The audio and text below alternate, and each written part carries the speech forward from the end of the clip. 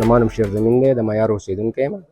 زموږ د دې ټوپۍ دا کار د 100 کالو نه دی، په معیارو کې پاتې کېږو. دا ټوپۍ موږ چې کوم دی د 100 کالو نه جوړوو او دا ډېرې مشهورې دي.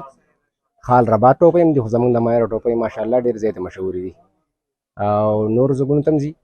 دا تقریبا چې سعودي عرب ته موږ لیږو او نور ډېر ملکونو ته روانې دي، بلکې پاکستان کې هم ډېر استعمالېږي، دوبۍ ته هم ځي، سعودي عرب ته هم ځي او دلته هم ډېرې زیاتې مشهورې دي. دا چې کوم دی موږ په اډر هم تیاروو او داسې چې کوم دی موږ هم تیاروو او خلکو ته ورکوو.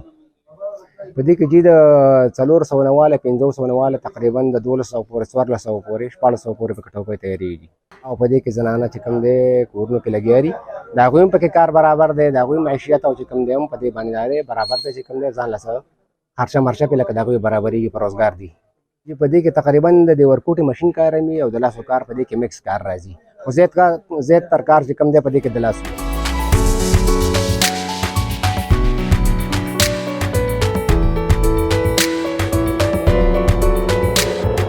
د دیر ټوپۍ چې کومه ده د روجې ټوپۍ دا په ټوله دنیا کې مشهوره ده او په هغې کې چې کوم دی زموږ د علاقې د معیارو د شیرزمین لالا د لاسو تقریبا د 18 کالو نه دوی دا روزګار کوي، د دوی د لاسو دا ټوپۍ بیا ډېرې مشهورې دي.